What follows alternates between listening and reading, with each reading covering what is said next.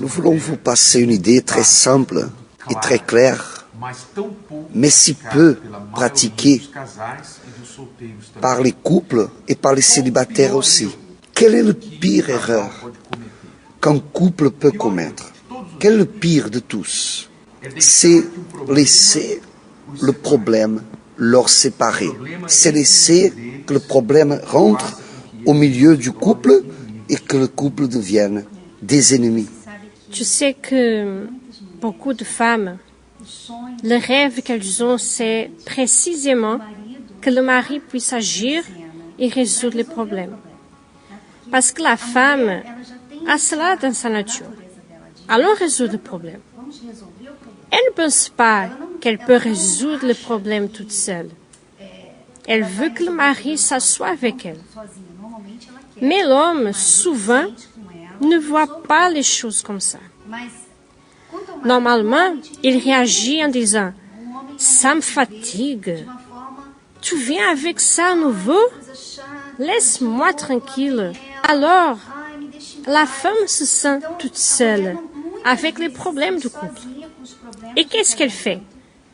Elle commence à attirer l'attention du mari, à murmurer, à réclamer, à essayer de faire les choses à la maison. Elle commence à être son ennemi, à lui faire se sentir mal. En réalité, elle ne veut pas lui blesser, mais voir s'il réagit devant le problème. Et là alors, le problème grandit bien sûr, parce que les deux sont divisés, et à chaque fois que le couple se divise, le problème grandit, et le couple affaiblit. Nous avons commis cette erreur dans notre mariage. Moi, je pensais que Christiane était mon problème. À chaque fois qu'elle ramenait une réclamation pour moi, je lançais la réclamation sur elle à nouveau. Je pensais, c'est toi qui es en train de créer des problèmes où il n'y a pas. Mais en fait, il y avait des problèmes, des deux côtés. Sa part à elle, de ma part, mais je ne voulais pas regarder mes erreurs, seulement ses erreurs à elle. Alors je lançais sur elle le problème à chaque fois. Et cela faisait en sorte que nous nous divisions. On n'était pas nous deux contre le problème. C'était un contre l'autre. L'équipe s'est divisée. La Bible elle-même dit quelle maison peut subsister si elle est divisée. C'est une chose si claire que ni même le diable renonce à ça.